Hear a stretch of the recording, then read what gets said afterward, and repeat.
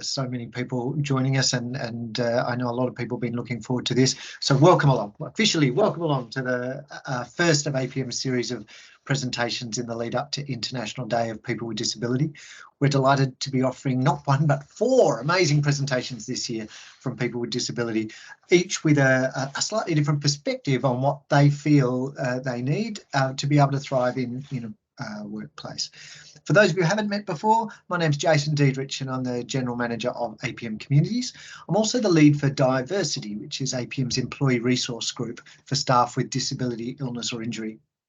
We've got, as I said, over 200 people registered today from all around the country. So exciting to see so many of you here.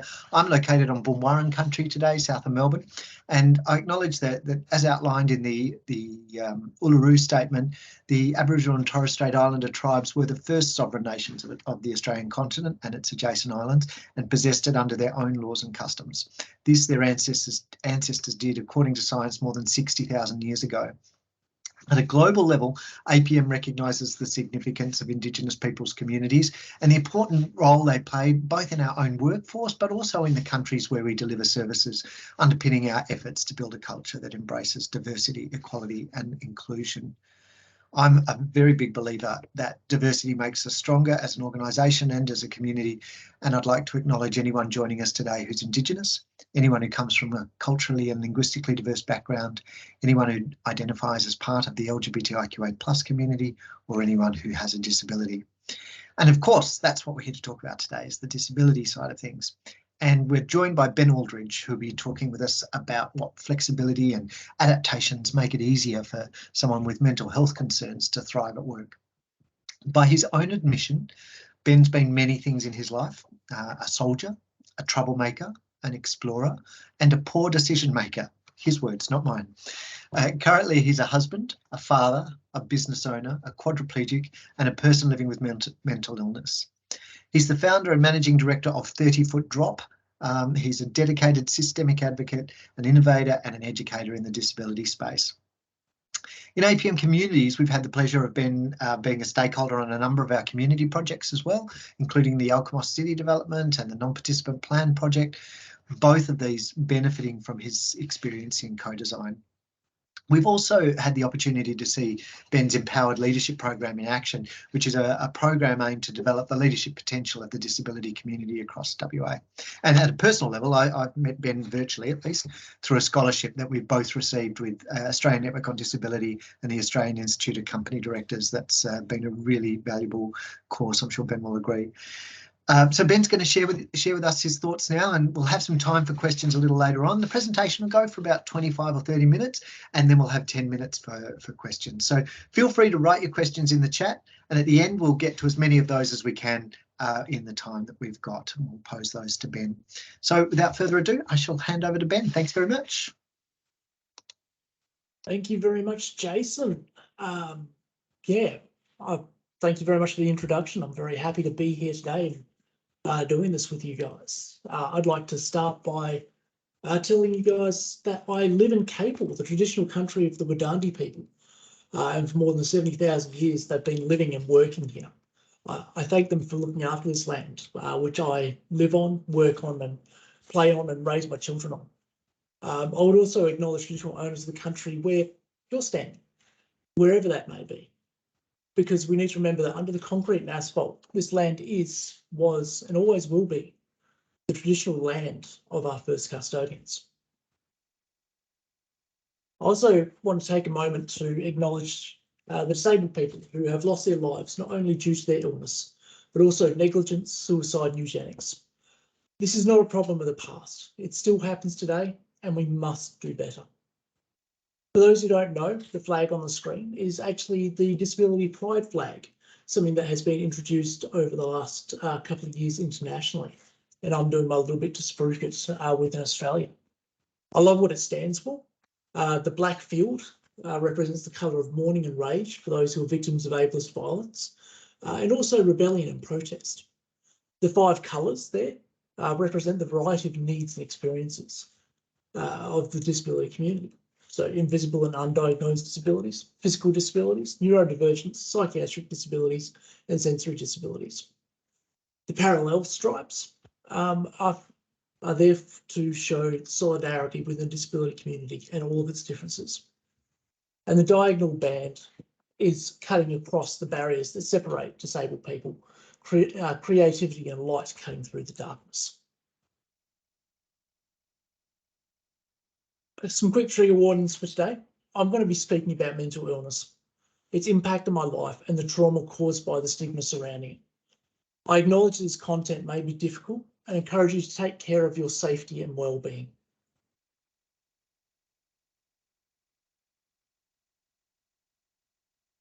It's like there's cancer in my blood. It's like there's water in my lungs and I can't take another step. Please tell me I'm not undone. It's like there's fire in my skin and I'm drowning from within. I can't take another breath. Please tell me I'm not undone. I've been searching for an exit, but I'm lost inside my head, where I spent every waking moment wishing this would end. I can't take another step. I cannot live inside my mind. I can't face another day. I am just so fucking tired. It was these words screamed at me in the form of heavy metal that made me realise what I needed to do. I remember exactly when it happened. I'd just turned off the highway on my way home and I was sleep deprived. Over the last 36 hours, I'd watched, supporting where possible, as my amazing wife had given birth to my son and was now on my way home for a well-needed shower. I spent the drive reflecting on my life and asking the same questions as many people do in my situation. What sort of parent do I want to be? What do I want my son to learn from me? How can I be the best role model possible? It was right then I knew I needed to seek help for my mental illness. That in order to help him avoid repeating my mistakes, that I must model the way, because role models play a massive role in how children learn. All of us are children once, and if we reflect on our childhood, there are people who have had significant efforts on the shape of our lives.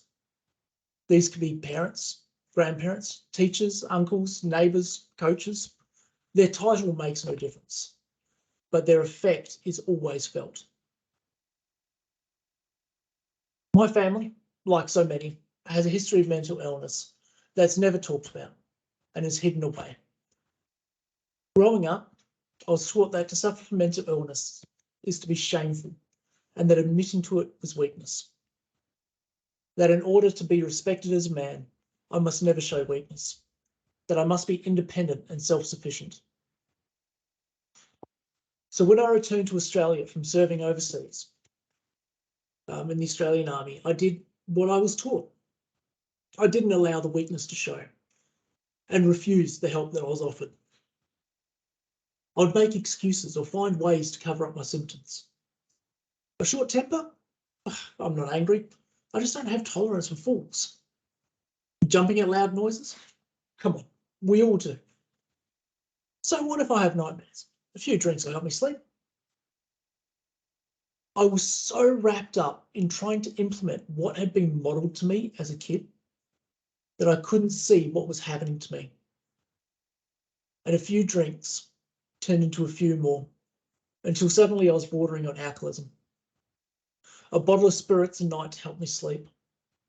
A drink or two at lunch to settle the nerves. All helped me maintain the facade until it all came crashing down. When, in my drunken genius, I decided that it'd be a great idea to urinate off the edge of a 30-foot cliff. The cycle didn't end there, though. All throughout my time in hospital and my reintegration in society after my accident, I continued to avoid seeking help. Even though it had led to quadriplegia, I was still trying to model what I'd been taught. And here's the thing. If not for the birth of my son and the honest, heartfelt lyrics on the way home that day, there's a good chance that this cycle would have continued. I'm really one of the lucky ones. I don't hold it against my family for what they modelled. They did the best that they could with what they've been taught, and their support was instrumental to getting me to where I am today. I'm not sharing this story with you to get sympathy or to avoid responsibility for my own actions. I'm sharing this story in the hope that maybe, just maybe, it can help break somebody else's cycle. I live with post-traumatic stress as a result of my experiences overseas, and do so with a combination of counselling and medication. Some days are better than others. And that's how my life will always be. And it's how life is for many people living with mental illness. Since that drive, I've dedicated myself to being the best role model that I can. Do I always get it right? No, I don't. I'm human. But I aim to be a little less wrong each day. So, what is mental illness? We all face ups and downs, but mental illnesses are complex mental health challenges that aren't just a part of everyday life. At their core, mental illnesses impact the extent to which emotions affect our lives over a prolonged period.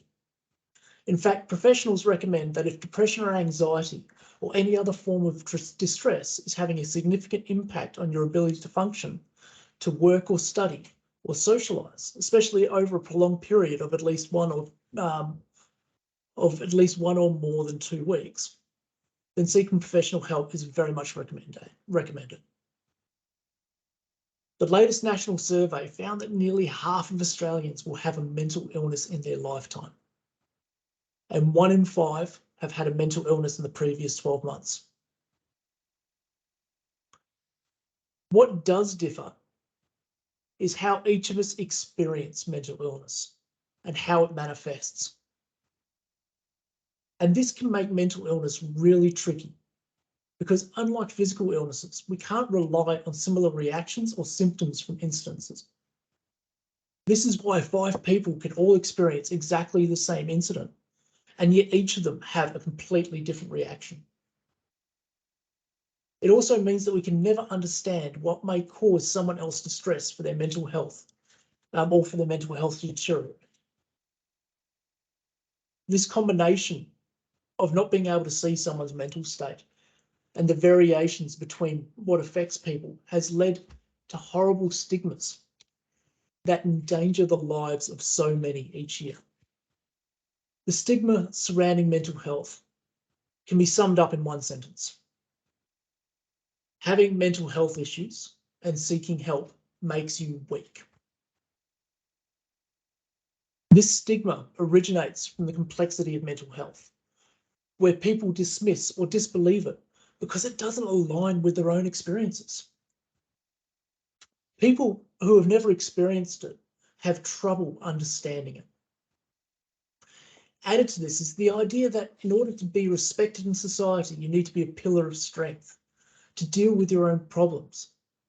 And suddenly you create an environment where people are not only discouraged from talking about their mental health, but in some cases actively ridiculed for it.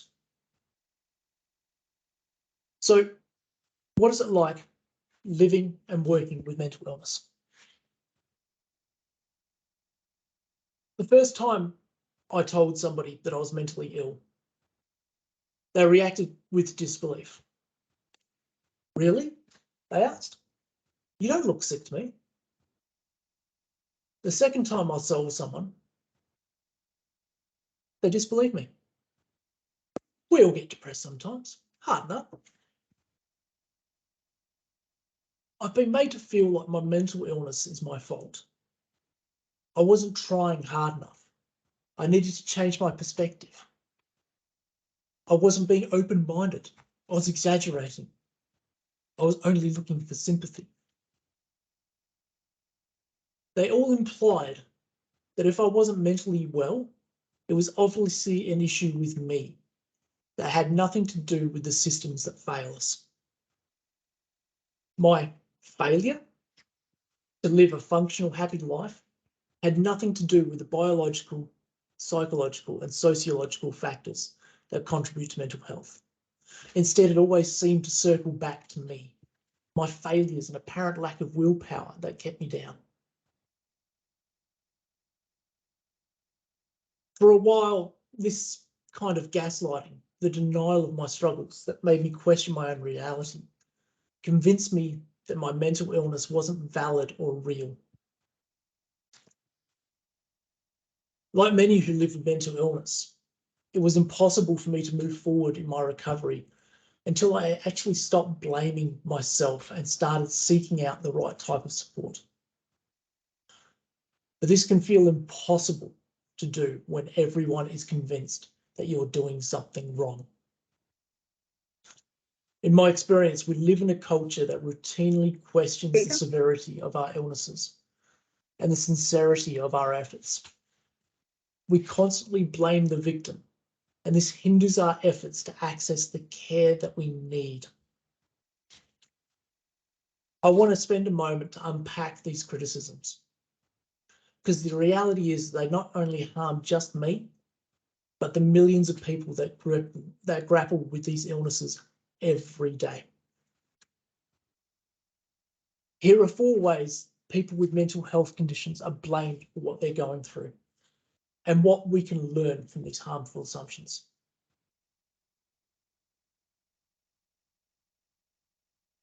The first is expecting us to overcome our illnesses by willpower alone. After about a year, after I started seeing a therapist, they asked me a question that blew my mind. She asked, if mental illnesses are an attitude problem, wouldn't you have changed it by now? When I looked confused, she clarified, I don't think you'd make yourself suffer this deeply and this much if the solution were as simple as changing your attitude. And she was right. I was doing everything I could to get better. My struggles weren't due to a lack of effort on my part. I would have and continue to be willing to do anything if it meant I could finally get better. People who haven't experienced mental illness firsthand often buy into the idea that if you try hard enough, mental illness is something that you can just magically overcome. It's depicted as a lack of willpower and a personal failing. Attitudes like this disempower people because they take the focus away from creating resources to help us, and instead place complete and total responsibility on the person who's suffering to make solutions appear out of thin air. But if we could single-handedly ease our suffering, wouldn't we have already done it?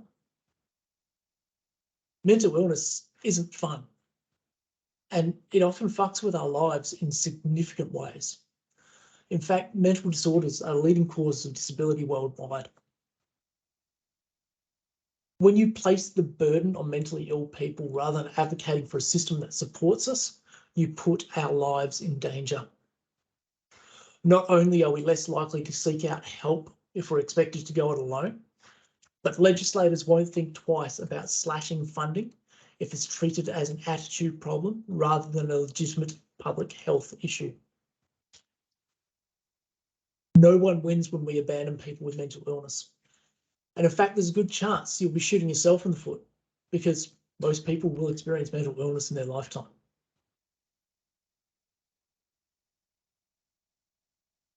The second attitude that I want to unpack is the assumption that treatment, getting the right treatment, is quick and easy to access. It took me over 10 years from when my symptoms first appeared to start getting the right treatment. That bears repeating. It took me 10 years. And I'm not alone. Most people will take years just to seek out help for the first time, and many will never receive any treatment at all. This gap in care can account for the significant rates of dropouts, hospitalizations, imprisonment and homelessness that are a staggering reality for people with mental illness in this country. It's often assumed that if you're struggling with mental health, a good therapist and a pill or two can easily remedy the situation. And yes, once you have it under control, they can help to keep it under control. But that's assuming that stigmas and cultural norms haven't discouraged you from seeking help in the first place, that you have geographically and financially accessible options, that you understand how to navigate these systems to find what you need, that you can safely take medications you respond to the medications prescribed to you, that you're accurately diagnosed, that you have the necessary insight to recognise your triggers and symptoms and convey them to your clinician, that you have the stamina and time to endure years of testing out different treatments to figure out what works, and that you have a trusting relationship with your clinician directing your recovery. On top of that, you often need to be willing to sit on a waiting list for weeks or even months to see these people in the first place. Or you can seek out crisis services, such as the emergency room, sooner. But crisis services are an issue all of their own that I don't have enough time to dive into today from a systemic point of view. On top of that, we're not even taking into account diversity and intersectionality. Because then not only do we have to wait for a clinician to see you, but you need a culturally competent one that understands the context of your unique struggles. Does it sound overwhelming? It is. And this isn't even a complete list by any stretch.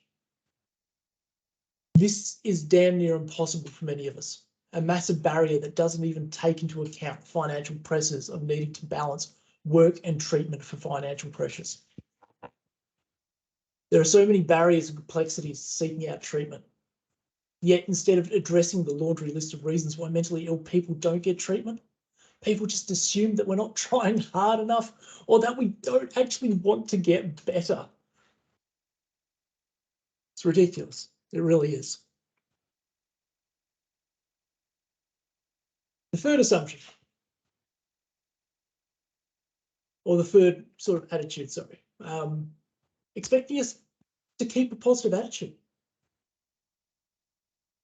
Behind all the pressure to keep trying and all the suggestions that we're never quite doing enough to get better is the implicit message that mentally ill people aren't allowed to feel defeated. We're not momentarily allowed to give up, to stop and say, I'm tired. I can't, this isn't working. If we're not constantly working at recovery, it's suddenly our fault that things aren't improving. Never mind that we're human beings and sometimes it's just too overwhelming or painful to keep going. On top of that, we need to remember that recovery isn't linear, that everybody has good days and bad days. A culture that treats mental illness as a lack of effort is a culture that says mentally ill people aren't allowed to be fully human and vulnerable.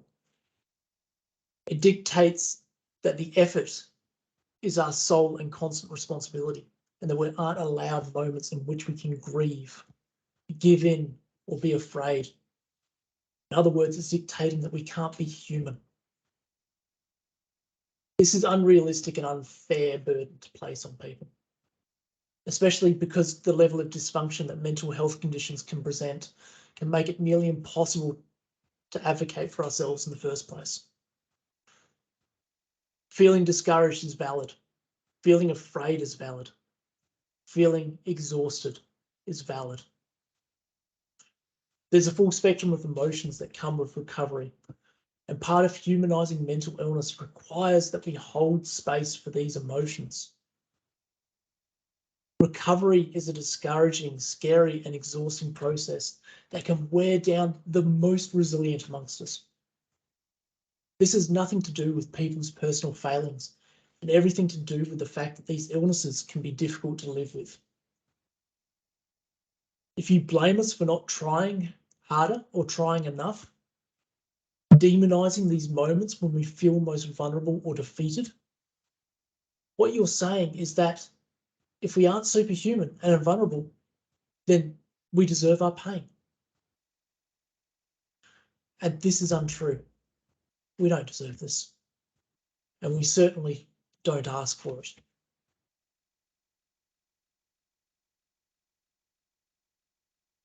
The last one is the assumption that we're too functional to be sick or too dysfunctional to be helped. And it's one of those ways which mentally ill folks can't win. We're either too functional by appearances and therefore making excuses for our shortcomings, or we're too dysfunctional and we're a burden on society that can't be helped. Either way, rather than acknowledging the impact mental illness has on us, people tell us that in both scenarios, the problem lies with us. It personalises our struggles in a way that's dehumanising. We're either seen as dishonest or insane. And in either case, it's our responsibility to deal with it, rather than society's collective responsibility and ethical obligation to set up systems that allow people to heal. If we categorically write off people with mental health issues by either invalidating the authenticity of their struggles or pushing them off to the margins as irredeemably lost, we no longer have to be accountable for what happens when our systems fail them. It's pretty convenient if you ask me. Victim blaming folks with mental illness is not just a matter of stigma. It's directly harming people with disabilities. By blaming people with mental illness for their struggles, rather than a system and a culture that constantly fails us, we perpetuate the struggles and stigma that we live with every day. We can do better than this. And if we want to live in a culture where mental health is accessible for everyone, we'll have to. So what can you do, both at work and at home, to help combat this stigma and support a mentally healthy workplace? There are 4 things. The first thing is that we can redefine what empathy means. Traditionally, empathy is defined as the ability to understand and share the feelings of others. It's thought of as walking a mile in someone's shoes. But in my experience, this is actually an incomplete statement, because often we don't have the experience or imagination to fully understand the feelings of another person. This often leads to people not believing somebody else's experiences because they simply don't align with their own. And in some cases are actually completely counter to their own reality, which greatly discourages people from seeking help. For example, as a first-generation Australian of European descent, I find it extremely difficult to understand or imagine the generational trauma caused by the European invasion of Australia and the continued disregard for the rights of our First Nation people. Does my being unable to understand make it any less traumatic for those impacted by it? Any less real? No, it just doesn't align with my own narrow experiences of the world. This is why we need to redefine empathy. Too often people will disregard or disbelieve the feelings of others. And it's why I propose adding to the saying, and instead saying, walk a mile in someone else's shoes and believe their reality, even if it doesn't match my own. We're all unique, a combination of our experiences. By redefining empathy, we can validate other people's experiences, making them feel heard and encouraging them to seek help. The second thing that we can do is we can understand what true strength is. In our society, there is this stigma around people needing to be strong and independent that I touched on earlier, relying on nobody but ourselves. Personally, I was a massive believer of this when I was younger. I always thought the only way people would respect me was if I was a tower of strength.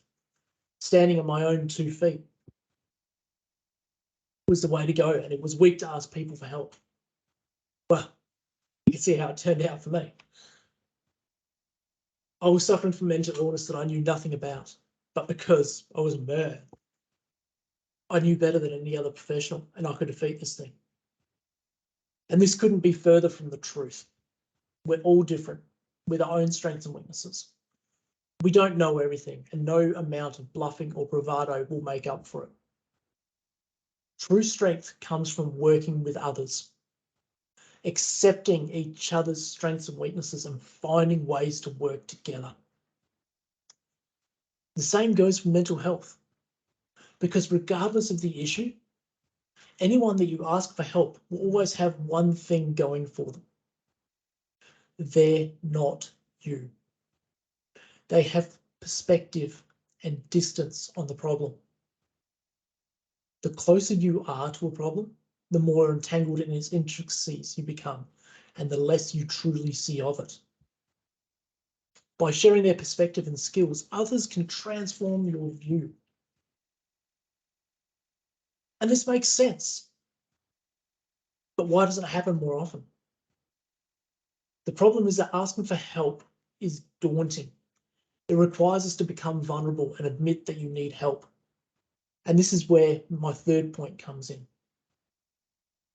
We need to appreciate true courage, because we haven't, to be completely honest, asked backwards. Among society, the refusal to seek help isn't courage. It's a function of fear. We're afraid of being seen as needy, of being seen as weak, of not being taken seriously or being rejected. The truth is that asking for help is hard, and even more so when our mental health is at a low.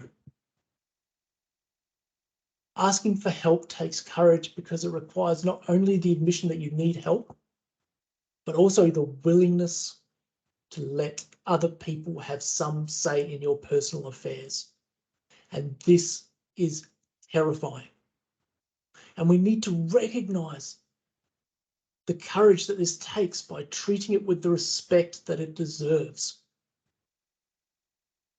We also need to recognize that people ask for help in different ways. And here in Australia, we have a really, really bad habit of testing the water around serious or uncomfortable conversations with humour. Keep an ear out for it, and then have a chat privately if responsible. Oh, sorry, if appropriate. What I hope you take away from today is this. Mental illness is not some rare, shameful, or unknowable affliction. With the right support around us and appropriate treatment, it can be managed similar to any long-term injury. With more than half of us having a mental illness within our life, it is a remarkably common thing. But yet, due to misunderstanding, it has attracted a stigma that makes it almost impossible for people to get help in a timely manner. This is where we all need to work together. You have the opportunity to be role models, to break the cycle. You can show others that mental illness is not a lack of willpower. You can fight for better quality and access to treatments. You can redefine empathy and validate others' experiences. You can understand the true meaning of strength and appreciate courage. With dedication and time, we can reach a point where it doesn't take 10 years, a broken neck, sleep deprivation, the birth of a child, and honest lyrics being screamed at an unhealthy volume to make someone seek help. These are the possibilities, but it starts with us. Thank you. And I'm going to ask for questions. Just before we go to questions, wow, everyone, can I just say wow? Thank you so much, Ben, for sharing. Can you all just come off mute momentarily and give Ben a round of applause and thank him for what he shared today? Thanks, Ben. Thanks, Ben. Thanks, Ben. Thank you, Ben. Thanks, Ben. You're awesome, Ben. Thank you. Thank you. That was really powerful. We'll go to questions in just a sec, but or please feel free to start typing the questions in the chat, as some of you have done. In the last couple of years, I've been working with the Diversity Employee Resource Group, and I've had a disability my entire life, and many of us at APM, in the APM group, we work in the disability and human services space. So it's easy for us to be able to get into I guess, to look at life through a lens that we think, we've got a clue, we know what disability is all about. Sorry, if you can just go on mute, there's a bit of an echo there. And it's easy for us to sort of think, we've got it, but we forget our unconscious biases. And listening to this today, it helps reframe that and redefine empathy, understand true strength, appreciate courage. It's about looking at things through different lenses. As someone with a physical disability, when I hear some of the stories Ben's told about mental health and those 4 assumptions, I'm guilty of those assumptions myself, and so this is really challenging me, and I'm sure many of you, to look at things a little bit differently. So thank you again, Ben. It was incredibly powerful, and a great kickoff to our first presentation for International Day of People with Disabilities. So thank you again. Okay, I'm going to go to the chat and refer to some of the questions. Ben, Anna has asked, what's an example of something positive or supportive someone has said to you in a work environment that actually helped you? For me, it was having my experiences validated. That, to me, has always been the most powerful thing that people can do, is or to not question, just to accept without judgment that is your reality. PTSD is one of those things for me, and for anybody who suffers from it. It never goes away. It's always in remission, and it can come out at the most awkward and worst times. So having that validation and being able to work and being willing to work with people to create an environment is huge. There's plenty of comments in here thanking you for sharing and making yourself vulnerable. And someone says it's extremely difficult to admit to ourselves we've got a mental illness, and even harder to tell others because it makes you feel weak. And there's a few other comments along those lines, very raw, very powerful insight. Melissa asks, can you please give me some suggestions for colleagues with mental illness when they're feeling unwell and don't have any leave? What are some of the supports that might be available for them? Yeah, so that's an interesting one. So flexibility within the workplace is really important. As I said towards the end of what I was talking about there, being able to sorry, I've got to think about this for a second. Mm-hmm. Yeah, offering that flexibility within the workplace is huge. Working with colleagues to actually go, right, you are going to have good days, you're going to have bad days. Let's try and create a flexibility around your workload that allows you to do these, that allows you to go to those professional health appointments. As somebody who lives in a regional area, it's an hour round trip for me to be able to get to my particular therapist. Having an employer that's flexible enough to be able to say, hey, we know that it's hard to get an appointment. Just go do what you need to do. Find a time that you can make up that extra hour. So flexibility is a big part of it, isn't it? Yeah, thank you, absolutely. Ben. Thank you, Ben. Yeah, that was the answer to my own question, was being able to be flexible as an employer, such as perhaps you said make the hour up down the track, or take your work from home. Yes. Pick your moments to come into the office. If you're feeling great. If you're not, great. Well, not great, but yeah. And being able to work with them as well, to be able to help figure out what the triggers are. Yeah. You know, when mental illness is new, working on figuring out what the triggers are and where those threshold points are as well. You know, for me was a huge thing, being able to figure out, and now it's almost like a second, like it's all subconscious now.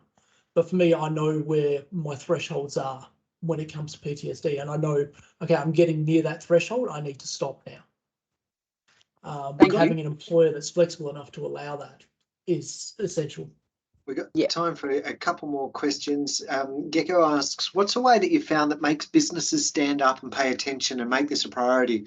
I often find organisations are happy to say, yeah, that sounds good, but what's a good way to talk about this in a way that translates to business speak? Yeah, that. Oh, I wish I had the silver bullet answer for that one. I would probably make a lot of money out of that. But no, honestly, it is all around having these conversations, around having the openness of it. The businesses that I've found who practice this the best are often the people who, or the businesses that have people in positions of decision making who have personal experience with mental illness. Those who have gone through it themselves. And that is really powerful. It's similar to a lot of the disability conversations, a lot of other conversations around diversity. It's around constant conversations about it until it becomes the norm. Yeah, yeah. Good point. Donna asks, should an action plan be developed for staff to support and identify what can be offered to help through the lows? Ooh, yeah, so yes, but would be the answer to that. So action plans are great once a person has reached a point in their recovery where they have a good understanding and insight into their mental illness.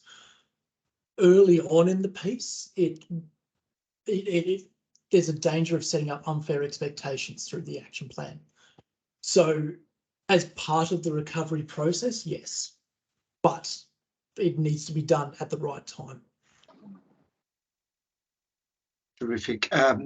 Someone asked for a link to your organisation to 30-foot drop, so I've just popped that in the chat there. And the last question in the time we've got left is, actually, no, we've got time for two. Regarding the workplace dynamic, this is Gareth. Regarding the workplace dynamic, any recommendations or suggestions regarding disclosure of conditions between colleagues and employers? Oh, so again, a tricky one because there's so much context involved in this. Because you have the person with the mental illness themselves need to be able to feel comfortable enough to be able to, or comfortable enough, knowledgeable enough, insightful enough, and in a position where they can disclose their mental illness without it being detrimental to their own health. But also at the same time, you need to be disclosing it to an employer who has the understanding and maturity enough to be able to treat it with the respect that it deserves. So I can't give you a clear answer on that. It's very contextual. Yeah, if you are living with a mental illness yourself, I recommend trying to work really hard on finding a workplace that suits you, because if you can create a work environment or be in a work environment that is going to support your mental well-being, then it is going to make recovery so much easier. Okay, we'll just ask one more question because we've already gone over time, and that is, do you have any advice on what would be the best first step for someone wanting to get help? I mean, we're all geared up around, are you okay now? And we know to ask those questions, but you know, when someone's needing to take that next step, what should they do? The first step I found for myself was talking to someone that I trust implicitly and setting up the boundaries, putting the time aside to make it, actually saying to them, look, I really need to talk to you about something. Can I come round in half an hour? And you know, just have a chat, me and you. And it's like a dam wall bursting. Once you start, it becomes easier. This disclosure, this idea of talking about it. Once you start to realise those in your life care and love and want to help.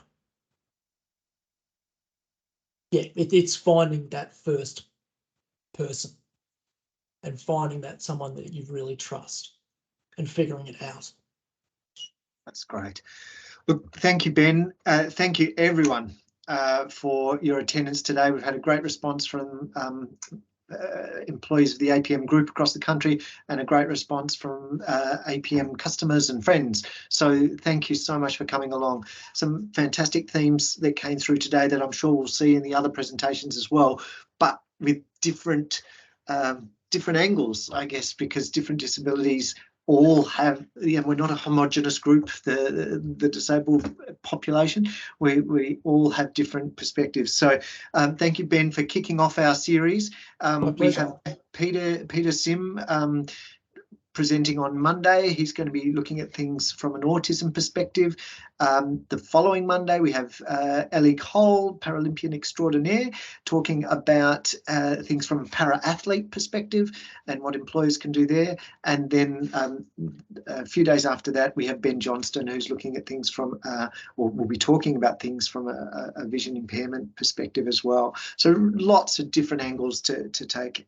So I encourage you to register for those other sessions as well if you've got scope. We'd love to have you along on that journey. So thank you very much, everyone. We look forward to seeing you at the other sessions. Take care and enjoy International Day of People with Disability. Bye-bye. Thanks again, Ben.